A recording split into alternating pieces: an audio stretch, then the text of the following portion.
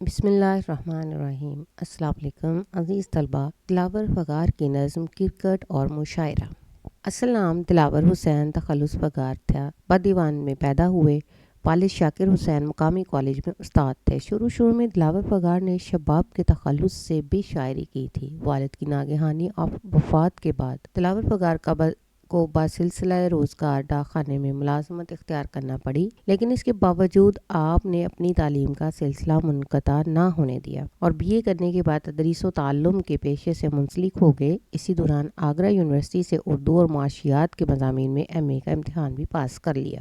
1969 میں وہ بدیوان کو خیر بات کہہ کر کراچی چلے آئے اور اسی شہر کو اپنا مسکن بنا لیا۔ آغاز میں دلاور فغار غزل کہا کرتے تھے اور معروف شاعر شکیل بدیوانی سے اصلاح بھی لیتے رہے۔ یہی وجہ ہے کہ ان کی غزلیات کا ایک مجموعہ حادثے کے نام سے شائع ہوا۔ بعد میں اپنے استاد محترم کے مشورے سے شگفتہ شاعری کی جانب متوجہ ہوئے اور اس میں اپنا نام اور مقام بنایا۔ مزاحیہ کی طاعت اور منظومات کے باعث آپ کو مقبولیت حاصل ہوئی۔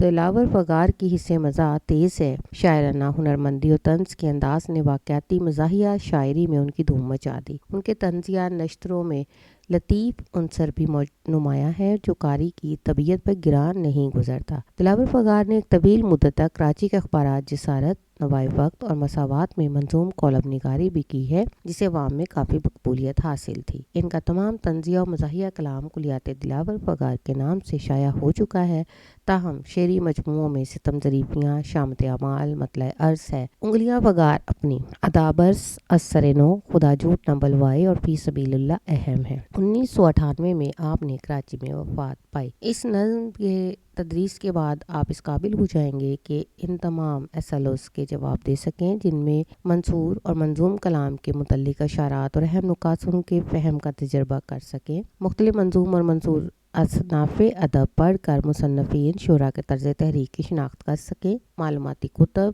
قاموس مترادفات، انٹرنیٹ، انسائکلوپیڈیا، لغات وغیرہ سے حوالہ جاتی مواد تلاش کر کے برمحل استعمال کر سکیں۔ کلام یا بات درمیان سے سن کر اپنے حافظے سے تسلسل کے ساتھ اہم نکات بتا سکیں۔ متن پڑھ کر خیالات، آراء، رویوں کا آپس میں تعلق سمجھتے ہوئے رائے پیش کر سکیں۔ اصناف سخن کے محاسن، استعارہ اور تشبیہ کو شناخت کر سکیں۔ اردو میں رائج دوسری زبانوں کے الفاظ کے مؤثر اور درست استعمال کی اہمیت کو سمجھ سکیں۔ اپنی گفتگو میں جذبے اور تاثر کے حوالے سے شدت اور لہجے کے زیر و بم کا لحاظ رکھ کر ڈرامائی کیفیت ادا کر سکیں۔ انشاءاللہ اس نظم کے اگلے لیکچر میں آپ ان تمام SLOs کو دیکھیں گے اور میں ان کی وضاحت بھی کروں گی، آپ لوگوں کو بتاؤں گی کہ آپ نے کیسے ان SLOs کو اپنے امتحانی نقطہ نظر سے پیپر میں لکھنا ہے اور کہاں کہاں ان کا استعمال کرنا ہے۔ میں امید کرتی ہوں کہ آپ کو یہ سب لیکچر اچھے سے سمجھ میں آ گیا ہوگا اور انشاءاللہ اگلے لیکچر کے لیے میں آپ سے اجازت چاہتی ہوں۔ شکریہ۔